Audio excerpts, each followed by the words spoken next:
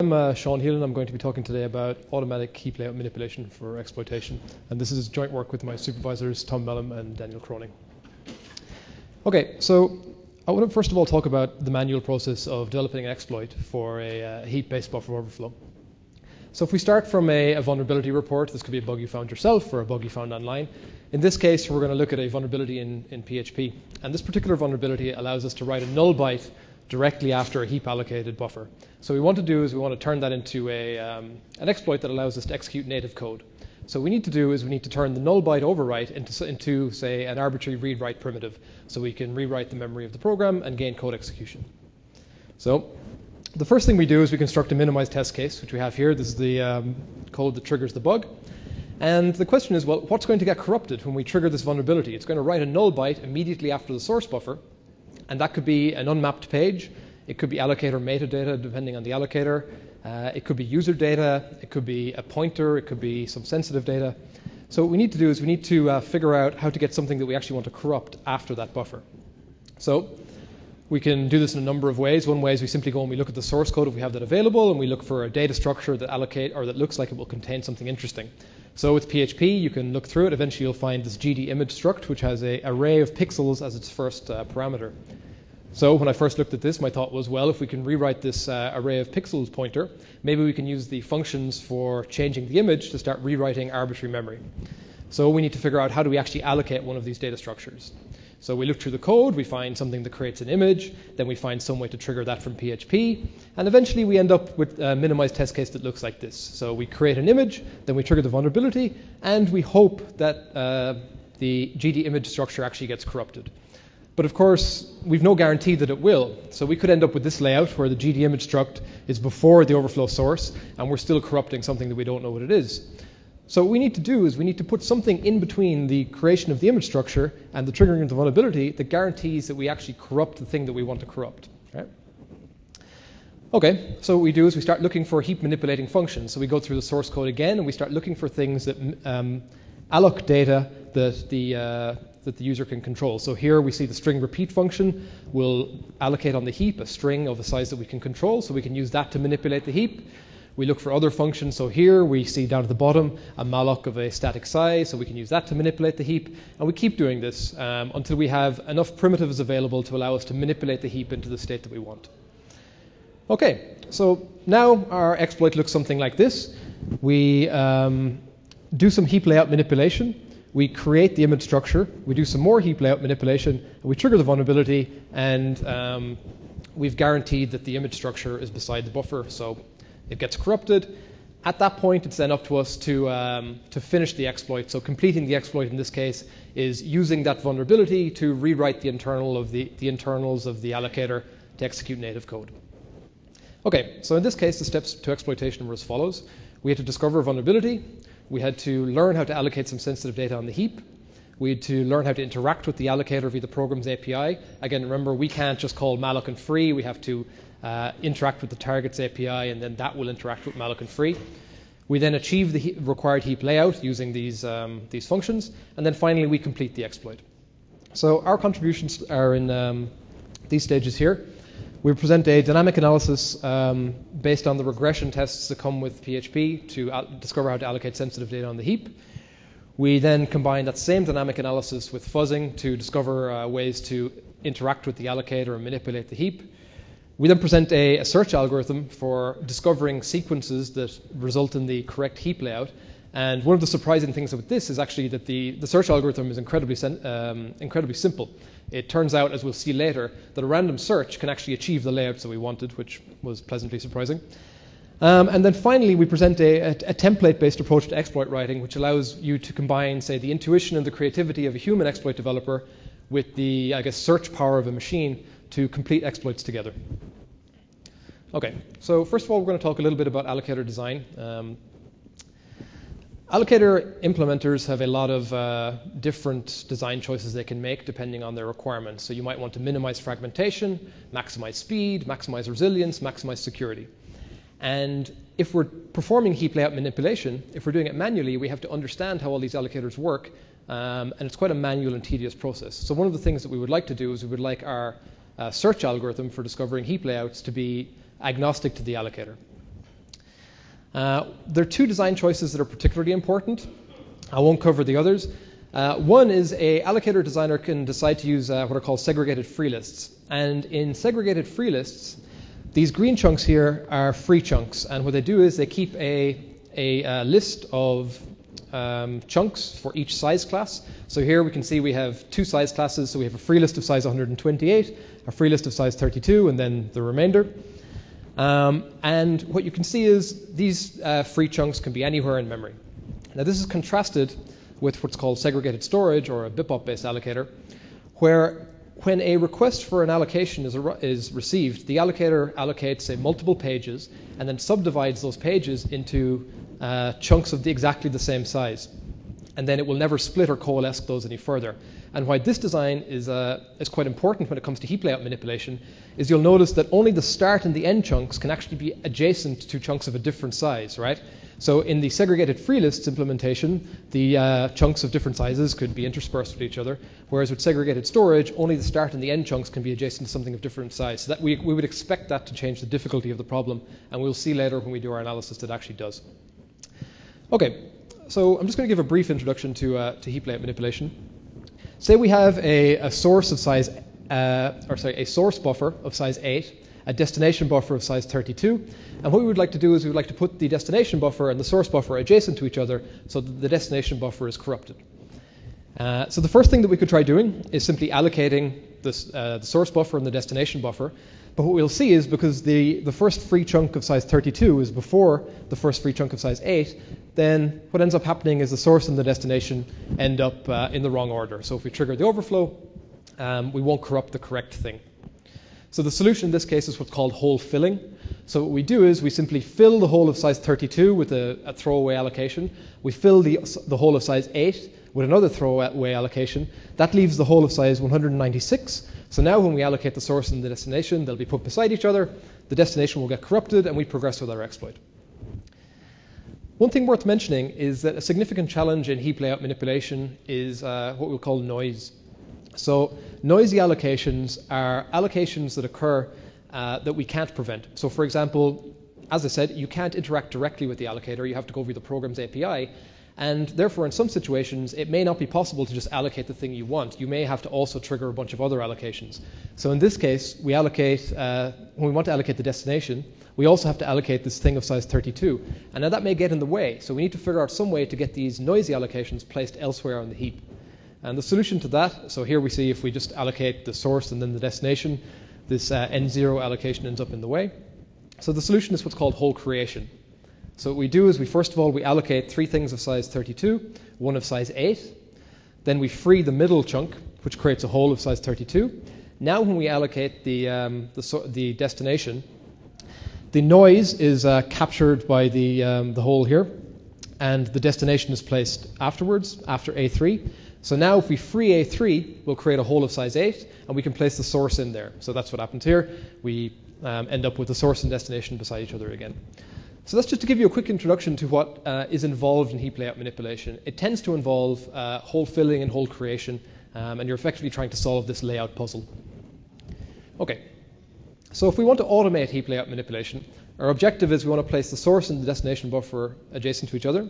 The mechanisms we have available to us are hole filling and hole creation. And the complicating factors are, well, obviously, as I said, there's a diverse set of implementations for these allocators. We can't interact directly with the allocator. We have to go through the program's API. We have noise in these allocations. And then we have complicating factors from the allocator design itself, such as segregated storage. There are also a couple of other complications that we consider for this work to be out of scope. So those are non-deterministic allocators. So for example, the OpenBSD allocator uses non-determinism internally. The modern Windows 10 allocator uses non-determinism internally. But other allocators that don't are things like dlmalloc, the Linux system allocator, tcmalloc. And we also assume that we can force the heap state into a known starting state.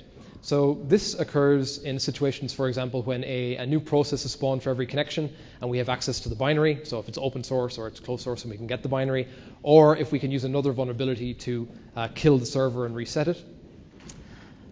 Okay, so as I mentioned, one of the first ideas that we had was, well, what if we just try random search for this? Could it actually work? And the intuition for this is that there's actually quite a lot of equivalence in the solution space, because we don't care about absolute positioning of the heap allocated chunks, right? We don't care if the source and destination are allocated way over here or way over here, as long as they're allocated beside each other. So for these various reasons, we thought, well, let's just try random search and see what happens.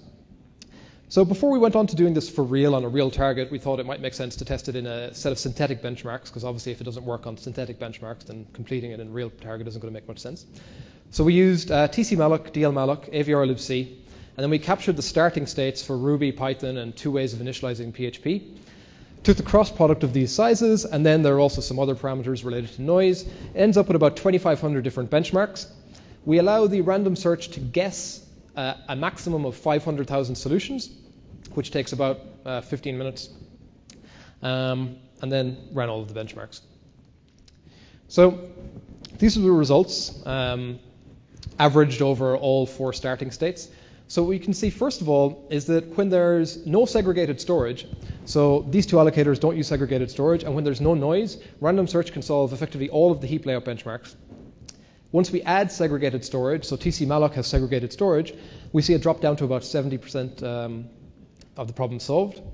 With 1 noisy allocation, we can then see we're down solving about half of the problems, and then with 4 noisy allocations, the success rate drops again. So in summary, random search, it actually performs pretty well for what's inherently a very dumb algorithm, especially when there's no noise and there's no segregated storage. The other thing is, to get those results, we averaged across 9 runs of the set of experiments. And if we actually considered all 9 runs together, so a maximum of 4.5 million guesses, 78% of the problems were actually solved at least once. So that means that only 22% of the problems were never solved. And in normal exploit development, it's the case usually that you have a lot longer than 15 minutes of computation time to actually to get a result. So that was a pleasant surprise. And so we would say, with appropriate computational resources, random search is pretty effective. Okay, so if we want to integrate this random search into the heap exploitation process we saw at the start, we need to solve a few different problems.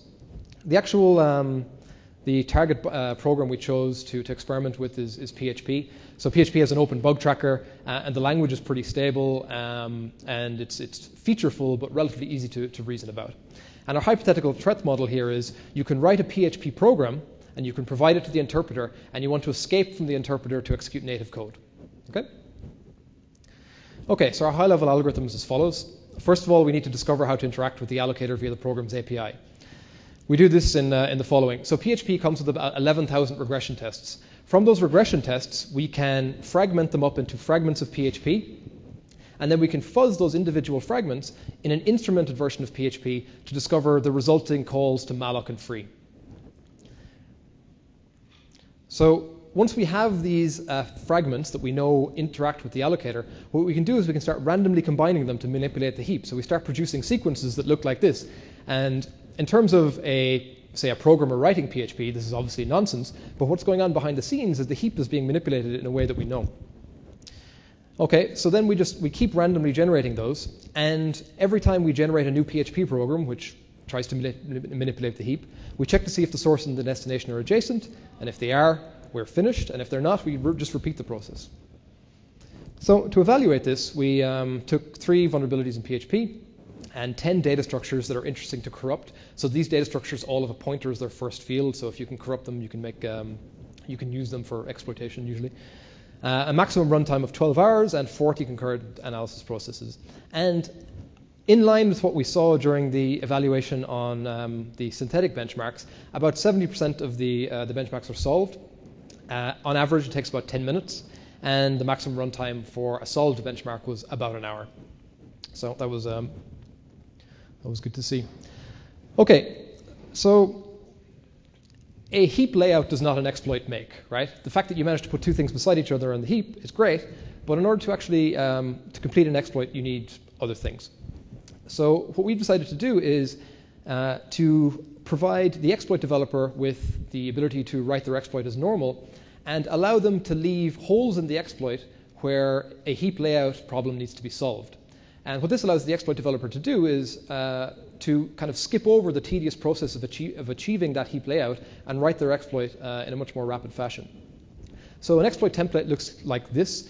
Again, we're exploiting the PHP interpreter, so the exploit itself is written in PHP.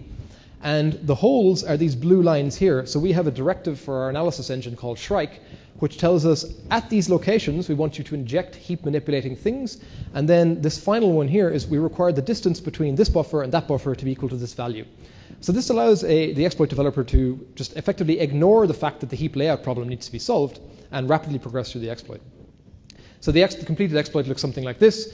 We've injected the heap layout manipulation sequences and checked to see that the source and destination are adjacent to each other. Okay, I'm going to show a demonstration now, which is our engine solving the original exploit problem. So the exploit developer is presented with a vulnerability. They write their exploit under the assumption that the GD image structure can be corrupted, and then our engine solves the problem, or the actual layout problem. So we'll see in the template, we have these SHRIKE directives, which are just saying insert heap layout manipulation here, and then we have the rest of the exploit around it, which uses the corrupted memory to rewrite various things. So if we run this exploit normally, nothing will happen because we haven't actually achieved the layout yet. So we'll see here, we're just corrupting some nonsense on the heap, and nothing happens. I should point out what we're hoping for when we run this exploit is it's going to pop up a calculator at the end, the universal sign of something's being exploited. So we run the solver, and what the solver is doing is it's generating a PHP program after PHP program, taking that template, substituting in random chunks of PHP that it knows will manipulate the heap until it actually constructs a functional exploit.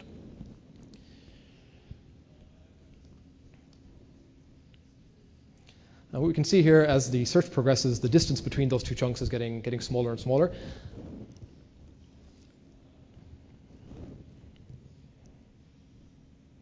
And one of the nice things about this is it allows you to experiment with many different strategies for exploitation in a shorter period of time. So what we see here is we finally achieved the layout. So if we open the template,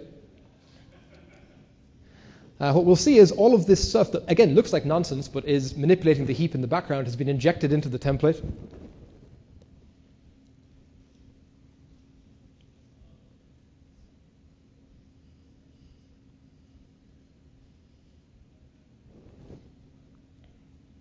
And when we run it, we will hopefully see a calculator popping up.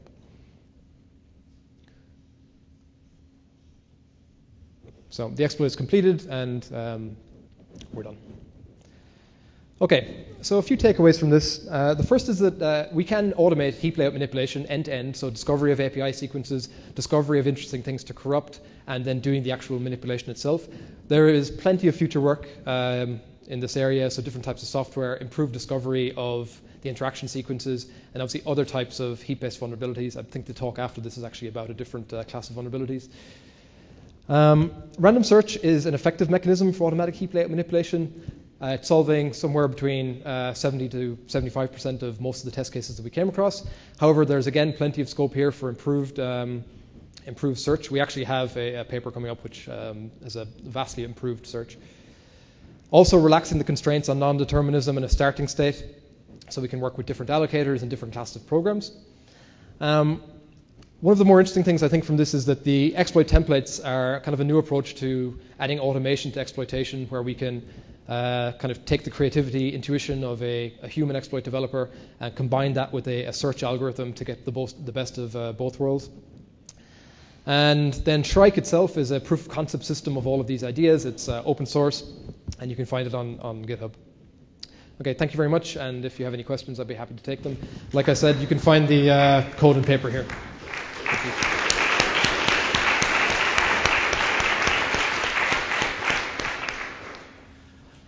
Dong-Yun Virginia Tech. Interesting talk. I have a question about the false positive in your exploit. If you are if the user is using the bebop style like allocator, and if you are assuming that the source buffer and the destination buffer has a different size, then the chances that they are going to, well, I think it's not possible that they will be actually located adjacent to each other. So when you are generating these exploits or the layout, do you consider what are the actually feasible, let's say, layouts So depending on the allocator, they actually can end up beside each other. Yeah. So the very last element of the run of pages can end up beside the first element of the next run of pages. So in this exploit, actually exactly that is happening. The source buffer is 384 bytes or something, and the destination buffer is 7,360. And eventually it finds a way to put the two of them beside each other. So it's the end of one page is right beside the start of the next page. Thank you. Hi, my name is Wu. I'm from University of Chinese Academy of Sciences. And I remember you're using regression test cases to find corruption target object. Yep. Yeah, and I'm wondering if you would like to share your opinion about what can we do if the regression test is not available or not complete? Do you have any suggestions? Good question. So I think at that point deploying like a fuzzer or symbolic execution engine, something like that was in the previous talks, to then generate, because what we want is we want paths through the program that allocate interesting things. And anything that can generate paths through the program will help, right? It just so happens that regression tests are a really convenient way of getting all of that information to begin with. Okay. Very great work. Thank you. Thank you. Any other questions? Thanks very much. Thank you.